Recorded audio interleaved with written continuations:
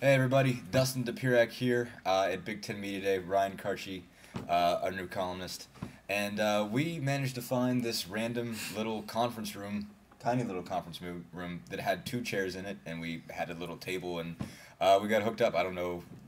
Yeah, I mean, there's just some random room in the Crown Plaza out by O'Hare. You'd think we arranged it. I mean, Yeah, you really would. It was just like perfectly set up for us. Nice little table here, two chairs. Nobody else in here. Worked out good.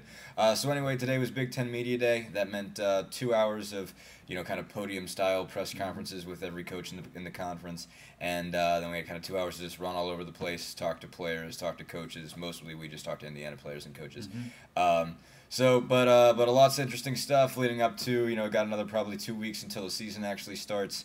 I guess the big news, just to kind of put it out there, or a few things big news. Ohio State was picked the favorite, followed by Wisconsin and Michigan State.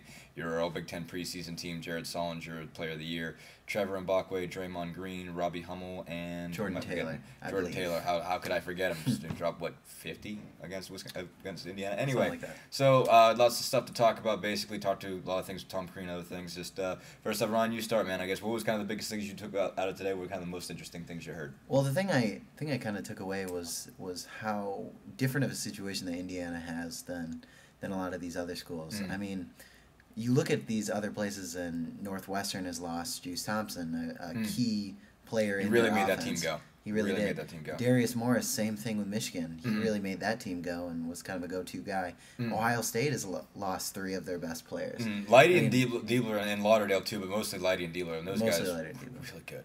Yeah, and I mean that's kind of a thing we've seen all over the Big Ten, and with Indiana, that's just not the case. I mean, they're kind of in a unique place where they can kind of improve more on what they had last year than all these other teams, because they don't have to bother with trying to get that chemistry up, and it sounds like they're doing that. I mean, the buzzwords I heard today were player driven. Player driven. Verdell was a very big advocate of calling the team player driven.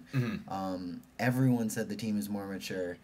Lots of talk about how much Cody has brought to this team. Obviously, we all knew that was coming, and Tom kind of used an interesting word, I thought, and he called the team and he called the players he wants to recruit gritty, and that was kind of you can tell that he wants this team to have more of an attitude, and I think that kind of boils down to the playing better defense, and the grittier you are, usually, the better defense you're playing. So all those things. So if they are in fact grittier, then I guess we could assume that defense, which Tom says they've been practicing way more than offense, then we can assume that defense is better, I guess. Yeah, well, I mean we've heard that before. I mean these are the kind of the themes that you're always going to hear. You're always going to hear that a team wants to get better on defense. It's working harder on defense. It's working harder on being grittier. It's trying to be more player driven, and so all the guys.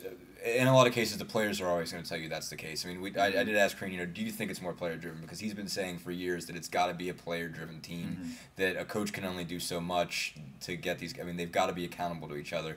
And he said he's seeing it get better. I mean, he did say, don't let them fool you to this degree, because he said there's still that little thought in their mind that what if I say this to this guy, what is he going to think of me 30 minutes after practice? Is that still going to be? He says that's still there. He says when it comes to fatigue, when guys are fatigued, they're still not calling each other out as much. I mean, I guess that's the thing. With once you get fatigued, you're still focusing on just making sure you get through today, as opposed to making sure everybody else is kind of on the right page, and that's kind of requires maturity and guys to first be in better kind of condition with it, and be in better, not necessarily shape in terms of I don't mean it necessarily in terms of condition, but just be kind of more on point, I guess.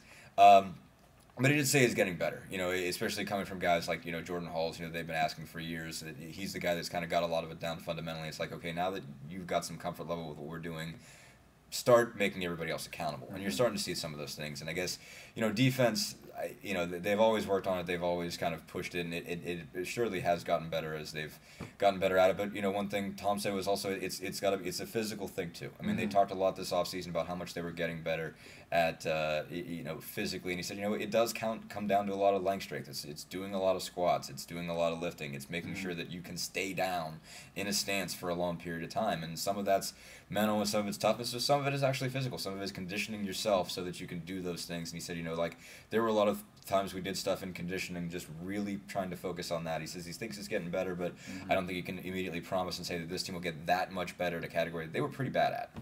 It's been an issue. It's been tough for them to get. I think what was interesting, and when I was talking to Verdell one-on-one, he said that the team has been, and I think if you're assuming that Tom knows what he's doing, the team has been... That sounded bad, but okay. Yeah.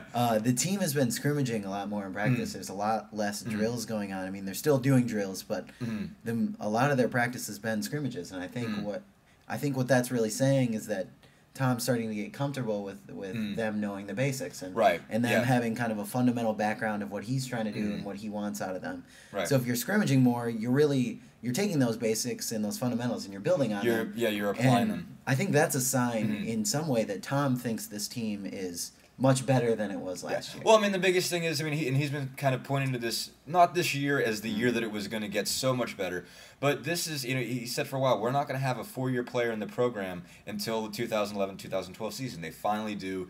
Verdell Jones, Tom Pritchard, Matt Roth obviously has played 3 years when you take out the year of the foot injury, but he's been in the program for 4 years now. These are obviously the first guys. This is Tom's 4th year, so this is the first time he's had a 4-year player come through. I mean, he didn't have anybody.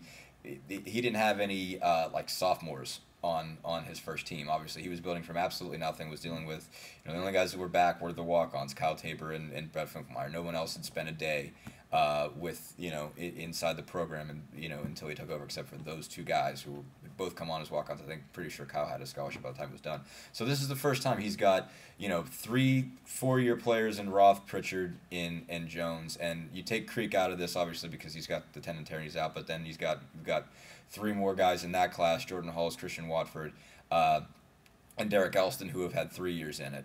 Then of course you have Sheehy and Oladipo who have a couple years in it, and in Cody Zeller you got a guy who's a little bit more mature, who seems to, for a true freshman by all accounts, is a guy that's better fundamentally, is kind of operates on a higher level mentally than a lot of other freshmen. So you're dealing with more maturity than they've ever had. There's had to have been a lot of teaching the last couple of years, and even last year when guys were starting to get it, that kind of bigger class, those guys had become sophomores, and you had kind of 5 sophomores, so they had a little bit more stability in the first year. I mean, you still had an issue with Janae Jackson being gone and having to deal with a change in the strength conditioning program in the offseason.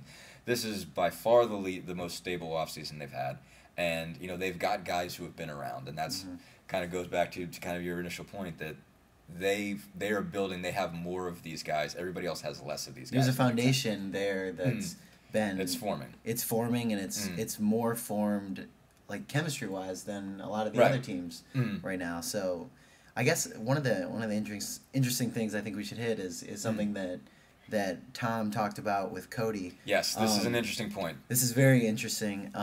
When they were scrimmaging, he noticed that Cody wasn't really getting the ball that much down in the post, and he had stopped practice, and after stopping practice, he told the guys, the bucket doesn't count unless he gets the ball. Unless the ball is in his hand at some point in the possession, the bucket doesn't count. And 2 things you can learn from this. For one, Tom wants the ball in Cody's hands no matter what. I mean, he's going to try to have Cody touch the ball on every possession. Right. And clearly, according to what he said, I mean, that team that had Cody on it, they won the next few scrimmages because of that. They scored like 5 or 6 buckets in a row because of that.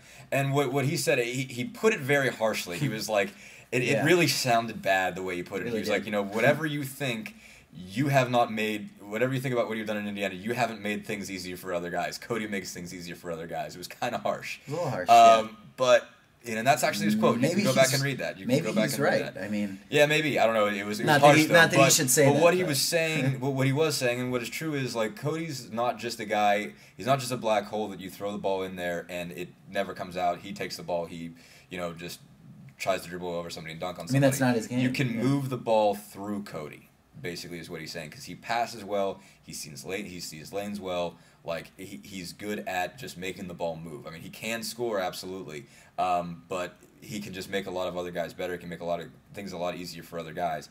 Guys like Watford, guys like Pritchard, he can find those guys cutting or posting up or something like that. If he gets the ball, it can move around. He just said, it was... and talked to Verdell Jones about that. He says, it was really impressive how much happened once we went through him. And part of it is they're just not used to feeding the ball to the post. Tom Pritchard and Derek Elston aren't guys that score a whole heck of a lot, and they weren't the center of the offense. It's been a perimeter-based offense, and getting the ball to Cody is something different that they've done. They almost have to kind of remind themselves to look inside. And if, it's going to add a lot to that game. So, again, I guess we got to cut it out, but I guess the big thing is to take out from today, we kind of learned that, like, Indiana's adding a lot of things. A lot of other people are losing a lot of things. Gives them an opportunity to maybe jump up the ladder a little bit. So, absolutely. Hope you guys enjoyed it. Thanks a lot. Thanks.